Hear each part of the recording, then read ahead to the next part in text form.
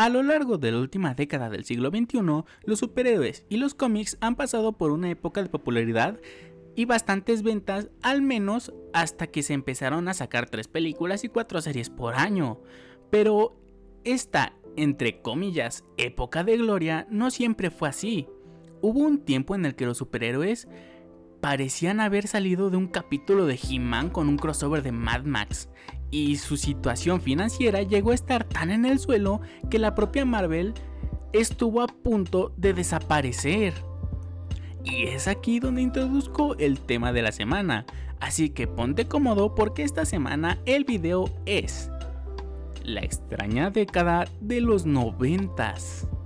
Antes que nada tenemos que hablar de los precedentes, pues si bien es reconocible que la década de los 90 fue algo bizarro, es bastante curioso cómo 10 años pudieron hacer tanta diferencia en la calidad de las historias.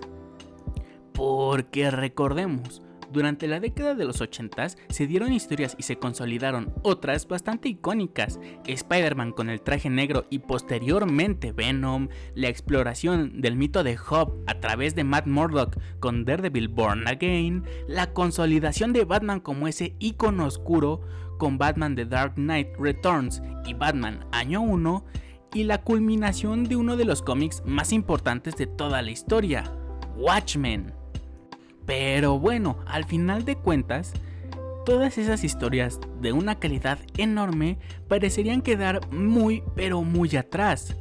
Marvel no tuvo cosas muy destacables durante los 90s, o al menos su primera mitad. Sus historias estaban lideradas por los X-Men, quienes se volvieron mucho más atractivos para los lectores después de su rediseño en los trajes, que pues también se tomó en cuenta para algunas otras adaptaciones en medios posteriores. También estaba Hulk, de quien se estaba explorando la mente tanto de Bruce como del Gigante Esmeralda, aunque no de la mejor forma, transformando a este gigante en el Profesor Hulk, una fusión entre Hulk y Bruce Banner, que era un personaje mucho más pedante que agradable. Y por supuesto Spider-Man, que llevaba poco menos de 30 años de historias ininterrumpidas, lo que obviamente le pasaría factura en la calidad tarde o temprano. Lo vimos pasar por el colegio, por la universidad, madurar y tener responsabilidades más pesadas como Peter Parker. Presenciamos distintos amoríos del cabeza de Red, desde los que duraron tan solo unos cuantos números hasta quienes creíamos se quedaría con él para siempre. Peleó con el Escorpión, Shocker, Rhino, Kraven, el Buitre, el Doctor Octopus, contra el papá de su mejor amigo, contra su mejor amigo y con una pared. El pobre ya merecía un descanso, por lo que se decidió revivir una historia que había concluido hace casi 20 años atrás, la conocida saga del clon. La primera saga del clon se estrenó en los años 70, 1974. En esta, Peter recibiría la visita de Gwen Stacy, a quien ya saben había desvivido el propio Peter en una pelea contra el Duende Verde. Al pasar de los números, Peter descubriría que esa Gwen era un clon creado por el Chacal, quien también había creado un clon del propio Spider-Man, que se enfrascaría en una batalla contra el Spider-Man original. El final de esta primera saga del clon sería incierto, pues hay una explosión al final de la batalla de la que solo un Spider-Man sale ileso, planteando la incógnita de que si es el verdadero Spider-Man o es el clon. Incógnita que entre comillas se resolvería de una forma bastante melosa, diciendo que Peter era el Peter original por los sentimientos que sentía hacia Mary Jane, y que si fuera un clon no tendría estos mismos. Sí, igual es decepcionante para mí. Pero esta pregunta se retomaría mucho tiempo después, cuando el escritor Tom DeFalco confundiría a los lectores con giros de la trama bastante raros. Primero, Ben Reilly sí era el Peter Parker original, después ya no lo era, pero luego se dijo que sí, pero al final ya no, y se retractó, lo que alejaría con el tiempo a los lectores del personaje, pues era bastante confuso. Eso sí, esos 2 años que pasaría Ben Reilly como el Spider-Man principal fueron algo bastante refrescante, pues mientras veíamos a Ben con el trabajo superheroico, también teníamos a Peter Parker progresando como persona y como su propia persona de Peter Parker. incluso dejándonos ver que Peter tendría un hijo o una hija. El punto es que, como todo lo bueno, tendría un final, regresando a Peter al manto del trepamuros. Y como no sabían qué hacer con el personaje en el día del parto de Mary Jane, Norman Osborn se llevaría a la bebé y no se sabe qué pasó, hay puras teorías, desde que el bebé nació desvivido hasta que el propio Norman lo desvivió. La historia de Peter Parker quedó inconclusa y fue reemplazada por un retelling que tampoco fue muy recibido, Peter Parker's Spider-Man. Por fuera de las historias, Marvel comenzaba con una crisis que llevaría a la Casa de las Ideas a por poco declararse en bancarrota. Y lo más seguro es que esto haya influido en la poca calidad de sus historias, lo que a su vez afectaba las ventas que llegaron a bajar hasta en un 70%. Pero la calidad de las historias no fue el único factor para la caída de ventas de Marvel. El coleccionismo también influyó bastante. Sí, deja de comprar Funkos, amigo. Bueno, lo que en realidad pasó es un poquito diferente. Los editores de Marvel habían notado algo peculiar entre los lectores de cómics de esos tiempos, y es que ya en esas épocas se estaban comenzando a hacer subastas multimillonarias por cómics de la Edad de Oro y primeras apariciones de superhéroes, lo que llevaba a ciertos fans a buscar cómics especiales para en un futuro venderlos por millones. Marvel no desaprovechó esto, e intentando emular lo que fueron las tarjetas de jugadores de béisbol en los 60s, 70s, comenzaron a imprimir y reimprimir ediciones especiales y portadas variantes de muchos de sus títulos ya publicados y por publicar. El problema era que por más especiales que fueran sus ediciones y los fans compraran a lo mucho 5 variantes especiales, si se habían impreso millones de copias y los fans ya habían conseguido lo que querían, quedaba una enorme oferta de su producto, y aún así sus ediciones especiales no aumentaron mucho de precio en el mercado décadas después. Yo supongo que ustedes ya sabrán cómo es que Marvel intentó sobrevivir esta crisis. Bueno, es cierto, vendieron los derechos cinematográficos de sus personajes más populares. Spider-Man y todos sus personajes secundarios se irían con Carolco Pictures, que planeaba una película dirigida por James Cameron, aunque al final cederían los derechos a Sony, y ya saben lo que pasó. Los Cuatro Fantásticos y los X-Men formarían parte de la compra de 20th Century Fox, junto con Daredevil y Elektra. Con esto Marvel no podría recuperarse en su totalidad, pero eso sí, tendrían el tiempo suficiente para la creación del universo Ultimate y su remontada con Iron Man. Y a todo esto, ¿qué sucedería con DC? Para DC, esta crisis fue mucho menos agresiva, pues no entraron en el juego del coleccionismo hasta años después. Pero ciertamente es que DC, al igual que Marvel, buscaba activamente la forma de hacer ver a sus superhéroes más agresivos, pero aprovecharían de otra forma que varios de sus lectores ya eran adultos funcionales, creando historias que impactarían a las personas que crecieron leyendo los cómics clásicos de la Edad de Oro y la Edad de Plata, para que en su secuela y los cómics que salieron después del cómic, la historia decayera mucho. Como ejemplo tenemos a Nightfall, la historia en la que se introduce por primera vez a Bane, el que personalmente es mi villano favorito. El hombre que por primera vez logró quebrar al murciélago, y veríamos la primera derrota real de Batman, el paladín encapotado.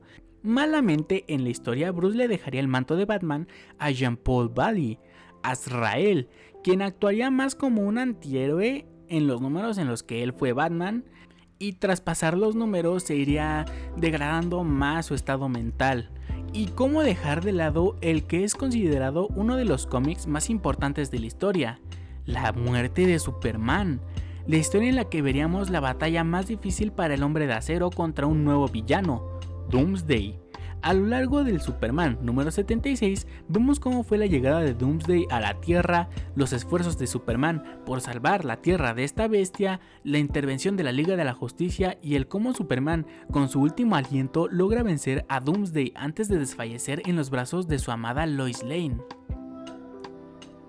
Y si bien la secuela El Reino de los Supermanes no es tan mala, pues nos dio un acercamiento más emocional a cómo el mundo resiente la pérdida del protector de la esperanza, y nos presentó a Superboy y Steel, sí es de una calidad cuanto menos cuestionable.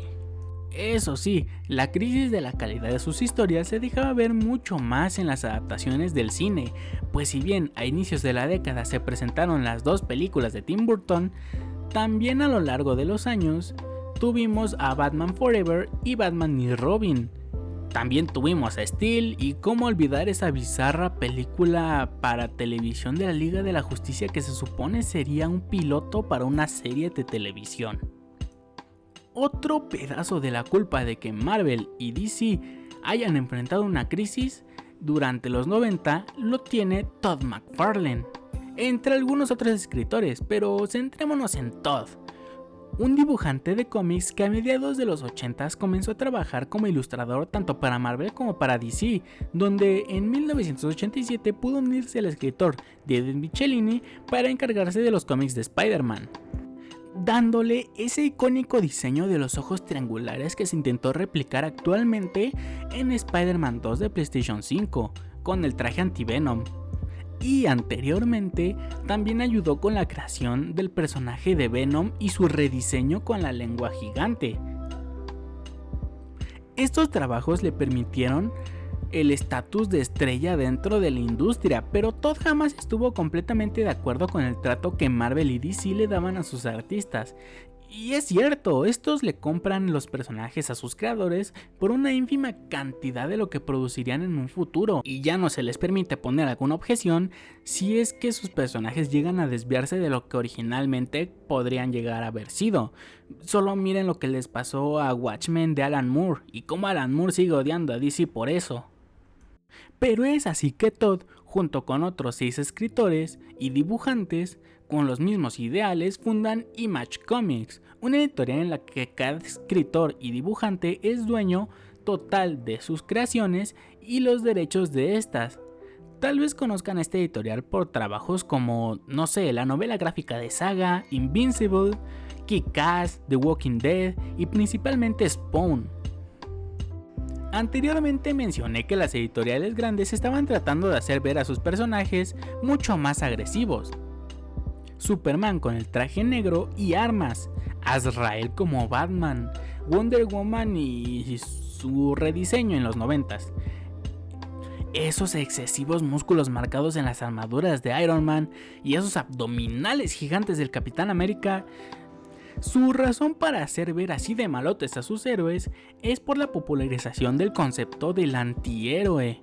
Ya saben, estos personajes que bajo su propia definición de justicia se enfrentan al crimen de un mundo podrido.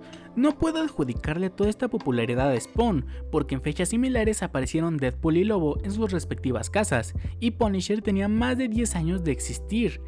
Pero la historia de un ex-marine muerto que hace un trato con uno de los príncipes del infierno para regresar a tomar venganza y de paso purgar a Nueva York de demonios y basura de la sociedad era algo simplemente con mucha esencia.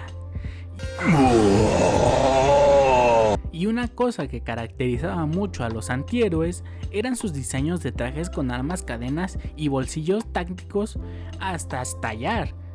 Pero para todo hay límites y parecía que muchos artistas no los encontraron, resaltando por ejemplo a Cable en X-Force, donde, bueno, hay más bolsillos y granadas que los que de verdad podría usar en una colección entera. Hablando sinceramente, sí, los 90s fueron una época rara y difícil para Marvel y DC, y los cómics en general, pero viéndolo de una forma mucho más positiva, gracias a esta época conocida como la Edad de Bronce, tuvimos a Image Comics y sus personajes tal cual fueron concebidos, al mercenario Bocazas e historias como la muerte de Superman, y con una serie de consecuencias tuvimos a la primera trilogía de Spider-Man y los X-Men en el cine. Pero cuéntame, ¿qué tema quisieran que toque en los próximos videos? Yo fui el host para la Comicueva y conmigo será hasta la próxima. Chao. ¡Ey! No no te vayas todavía. Si te gustó el video, dale like, comparte y suscríbete para que se me ayudes a llegar a mi meta de los 1000 suscriptores. Te lo agradecería muchísimo. Y si el video te gustó, en pantalla te estarán apareciendo algunos otros videos que posiblemente te pueden interesar. Chécalos. Ahora sí, me voy.